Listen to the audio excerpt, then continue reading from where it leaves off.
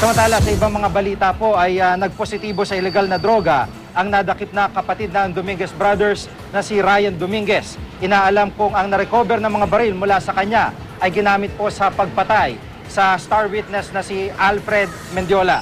May live report si John Consulta. John?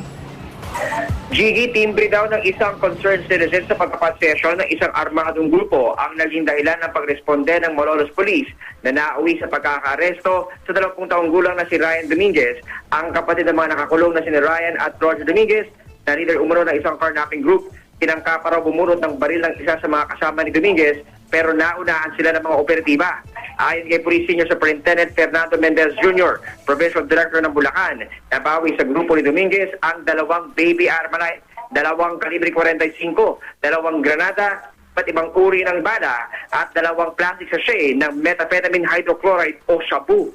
Isinasailalim ngayon ng Bulacan Police Crime Lab sa ballistic examination ang mga na-recover na baril, partikular Gigi ang 2 kalibre 45 para matukoy kung ginamit ito sa pagpatay sa star witness na si Alfred Mendiola. Natagpuan patay si Mendiola sa Cavite, may 2 at kasama iba pang 2 iba pa na may tama ng baril sa ulo. Samantala, masusing ina-examine ngayon ang loob ng 3 sasakyang nabawi sa grupo ni Dominguez para sa ebidensyang maaaring maugnay sa iba pang krimen. Ayon naman sa Bulacan Police, nakumpirma nilang kinadjak ang Toyota Innova na ito o isang sasakyan na nabawi mula sa grupo ni Ryan na kinadjak daw ito noong October 2011 sa Quezon City at iniwan ng driver sa Pampanga. Ang isang puting Navara naman na may plakang CSJ33 na diskubring may kakambal na plaka na nakalagay din sa isang puting Nissan Navara. Pinuntahan naman ng mga operatiba ang nakarehistong may-ari ng Subaru Impreza pero sinabi nito na wala siyang pagmamay-aring ganong klaseng sasakyan. Maring tinanggi naman ni Ryan Dominguez at ang kanyang ina ang binibintang sa kanila at iginiit na gawa-gawa lamang ang mga akusasyon. Inakusahan din ng Bulacan na Police, Jiggy, itong pamilya nga ng Dominguez na nagtangka raw na suhulan ang mga operatiba para lang pakawalan itong grupo nga ni Ryan pero hindi raw sila nagtagumpay. Kaya muna later, sumala pa rin sa Bulacan, panig sa'yo, Jiggy. Diyan ang sinasabi dyan, yung usap-usapan talaga dyan, may protector na general itong grupo ng Dominguez Brothers.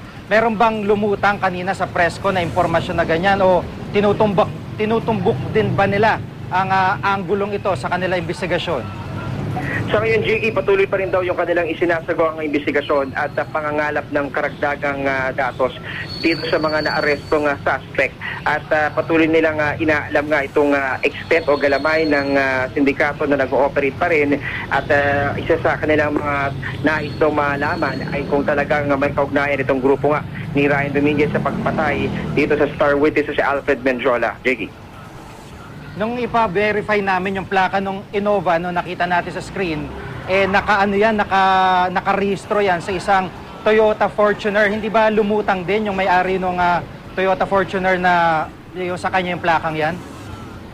Jiggy, ang isa sa mga lumutang doon sa area ng Bulacan na police kanina ay isang biktima daw ng carjacking ng kinuha ang kanyang Mitsubishi Montero. At positibo niyang itinuro yung isa sa mga kasamahan ni Ryan Dominguez na hindi raw siya maaaring magkamalit din daw ang isa sa mga suspect na nang-agaw ng kanyang Mitsubishi Montero. Pero doon sa Fortuner ay patuloy pa rin inaantabayanan ang paglutang ng may-ari ng sasakyang ito. Jiggy. Maraming salamat, John Consulta.